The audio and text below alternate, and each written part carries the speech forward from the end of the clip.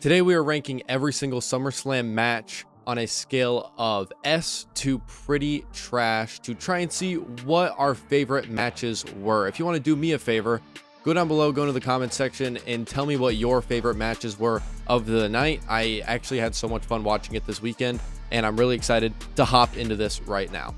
So we're going to kick it off with Femi versus Brock Lesnar in the Hell in a Cell match. I'm going to try and keep these explanations pretty vanilla just because I don't really want to go over the top with what I'm saying. So Femi versus Brock Lesnar, it was a fine match. The problem I had was it was a Hell in a Cell match, but it just felt like a normal match to me. Like, they barely used the cage. They didn't use too many like utilities and weapons and things of that nature. So it came up a little short for me. That doesn't mean it's a bad match, but if I had to put it somewhere, I would honestly, in comparison to some of these other matches, I'm going to put it in B, and that might even change. I'm not really sure.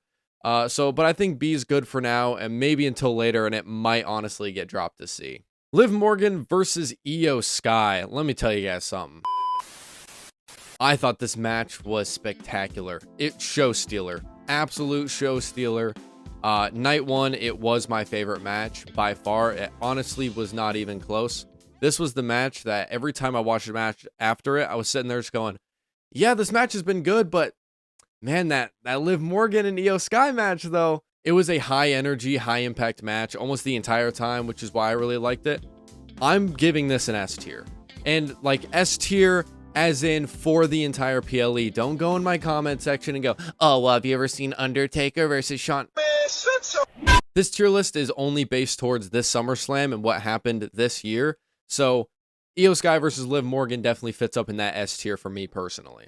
Nick Aldis versus Gunther. This was an interesting match. I had never really seen Nick Aldis wrestle before, like many people, I would presume. And I honestly really enjoyed it. I thought his in-ring abilities were very good. I feel like he had never lost a step. The crowd let him know it with all those chants. So I thought it was really cool to see him back in action. Of course, I don't know why Gunther is constantly feuding with people that aren't holding the championship, kind of. That's kind of what it feels like every time we roll around to SummerSlam. But it was like a fine match. It's not like very memorable for me. So I'm honestly probably just going to slide it into the B tier along with Oba and Brock. But it was a solid match overall. Next, we have my personal favorite match of the night. I'm not saying it's the best match that's on here. I'm just saying that me personally, this match made me feel some kind of way. This match included Chelsea Green, Tiffany Stratton, Jade Cargill, Charlotte Flair, and of course, Lash Legend. I really enjoyed this match. I thought there was a bunch of cool spots they did. We had the spot with Tiffany getting powerbombed by Lash into the ladder that was hanging on the ropes. That was a fun spot. Of course, we have the ending where Chelsea Green is climbing the ladder and everyone gets up on their feet. And me personally, maybe I started crying. Potentially. And then, of course, Michin and B-Fab come in. They take her out. She falls down the ladder. Everyone else gets in the ring. They battle it out. And eventually, once they all fall down, who's the one person left in the ring? Of course, it's Mrs. Chelsea Green. And she climbs that ladder to a just explosion of applause and cheers from people in the crowd, which nobody deserves it more than Chelsea. I'm going to be a man and man up, Kit Wilson style. I maybe shed a tear or two at both moments she was climbing the ladder, because this is someone that I never thought honestly would ever get to that point in their career, which I think she 100% deserves it. But I just felt like she was maybe being held back, and maybe she wasn't politicking, and she was never going to get that opportunity. But look where we are now. And I've been a day one Chelsea Green fan ever since I started watching again. And I am so excited for her. The match in general, though, probably doesn't compare to a few of the other ones. So the match itself, I'm going to put an A. But this overall was my favorite match because of the outcome. That's a lie. I'm putting it in S. I'm putting it in S. I don't even care. I just am so happy to see Chelsea holding that belt, and I just can't wait to see what they do with her, or if they do anything with her, which I hope they do. Don't mess this up. All right, next up we have the Fatal 4-Way match, which included Finn Balor and Sami Zayn, along with an added Gunther, and also, of course, a returning Kevin Owens. What a sick moment.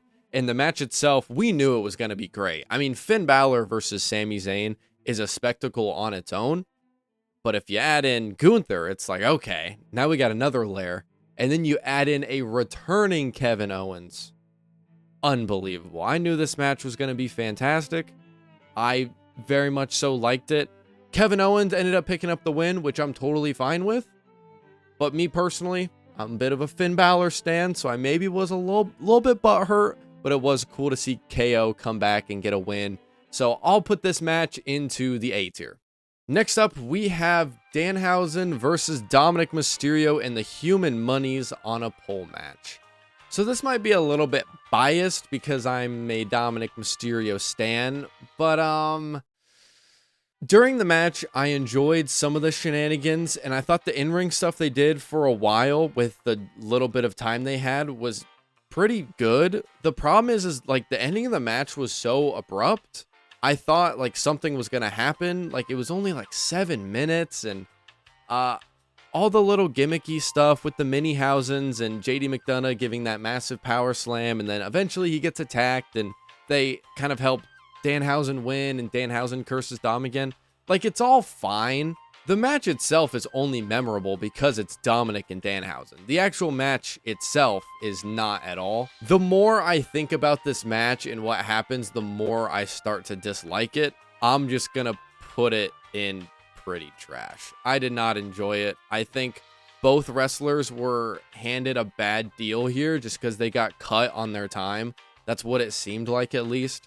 So I'm just going to put it in pretty trash, and hopefully we can get some better stuff out of Dominic and his storylines within the next year. Next up, we have Chad Gable versus Penta in an absolute banger of a match. I enjoyed this so much. Chad Gable wins his first Intercontinental Championship. I loved every second of this match. Again, high action, high pace, the Mexican Destroyer out to the ring apron, and eventually Penta tapping out to the ankle lock. I just enjoyed the match a lot. I don't think it's quite in the S tier range, even though it was very good. So I'm going to put it an A, which I think is a very fair ranking for a very good match. If you personally have it up in S, that is totally fine, and I totally understand it. But me personally, I'm going to put it in A. Next up, we have Trick Williams versus Baron Corbin for the United States Championship. And this just fits into C tier pretty easily. It's not like it was a bad match. It's not like it was my favorite match of all time. It wasn't the longest match ever. It wasn't the shortest match ever. I have nothing to say about it. I think it's actually cool that Baron Corbin won, but also I just like him. And also I think Trick Williams is needed in the main event scene personally. So I think him losing is totally fine for his career, and I think he's just going to take that step up. But C tier is pretty fitting for this match, if we're being honest. Next up, we have the Bella Twins and Paige versus Fatal Influence. And the only good part of this match was that Fatal Influence won and the Bellas turned on Paige. It was kind of a train wreck going into it. If anyone watches my channel, you guys know I'm not the biggest fan of the Bella Twins, so I wasn't really like excited for this match to begin with. And then along with that, it was like just kind of a short match, and it was a little bit sloppy here and there. Just not my personal favorite. I think that JC Jane, Fallon Henley, and Lainey Reed did a great job. The young girls looked spot on, but you know, you're only as good as your dancing partner. So for that reason, I gotta put it in pretty trash. This was easily my least favorite match of the entire weekend. Next, we have Cody Rhodes versus CM Punk. And I gotta be honest, like, this is just not a very memorable match for me, besides Randy showing up and RKOing Cody. That's pretty much the only thing I remember. I remember Punk diving off the top rope into the table. I remember it being a solid match. Nothing special, nothing super memorable, but I'm not going to hate on it. I think it was a very middle of the road match. I think it just goes in B tier for me personally. Nothing wrong with it. It just wasn't really my favorite. Next up, we have Jacob Fatu and the Usos versus LA Knight, Solo Sikoa, and Royce Keys. The only part I remember about this match is Solo Sikoa running it back, which was hilarious. And then, of course, Jay's insane BFT that he took from LA Knight to end the match. So, and I was very happy that the Usos and Jacob lost. because I felt like this team of LA Knight, Solon Sikoa, and Royce Keys are gaining a lot of steam at the moment as singles competitors. So if they ended up winning this match, it would kind of just heighten all of them to begin with. So I think I'll just go ahead and slide this match into the C tier. And that brings us to our final match of the day. Roman Reigns versus Seth Rollins for the WWE Heavyweight Championship. And if this is anywhere but S, you are just simply wrong.